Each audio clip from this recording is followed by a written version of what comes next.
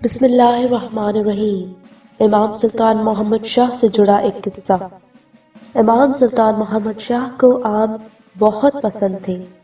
جب امام دوسرے ممالک کا دورہ کرتے تو ہندوستان سے اسماعیلی امام کو آم بھیجتے تھے۔ 1 اگست 1946 بمبئی کے ایک اسماعیلی نے دارالسلام میں امام کو آموں کا ایک کریٹ بھیجا اور اسے امام کے سامنے رکھا گیا، پر امام نے اسے کھانے سے انکار کر دیا۔ جب امام علیہ السلام سے وجہ دریافت کی گئی تو امام علیہ السلام نے فرمایا، میں نے اپنا پہلا مشرقی افریقہ کا سفر 1899 میں کیا تھا۔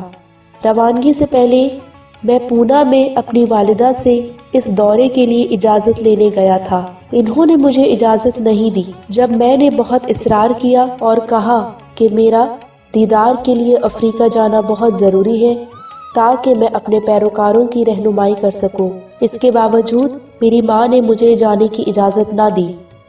میری مسلسل منتوں کے بعد انہوں نے اس شرط پہ جانے کی حامی بھری کہ میں افریقہ جا کر آم نہیں کھاؤں گا، کیونکہ ان دنوں افریقہ میں ایک افواہ تھی کہ جس نے وہاں کا آم کھایا اسے ٹانگوں میں شدید درد ہوگا جو کہ لا علاج ہوگا۔ یہ خبر میری والدہ تک پہنچی تھی، جس کی وجہ سے وہ مجھے افریقہ جانے سے روک رہی تھی۔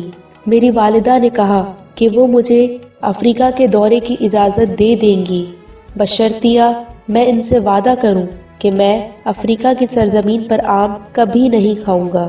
میں نے اپنی والدہ سے وعدہ کیا۔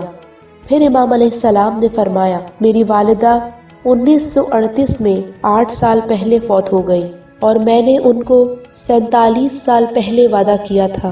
امام کی آنکھیں آنسوؤں میں بھیگ گئیں اور فرمایا، میں اپنی پیاری ماں سے کیے گئے وعدے پر سختی سے عمل پیرا ہوں، اس لیے جب بھی میں افریقہ آؤں گا میں آم نہیں کھاؤں گا۔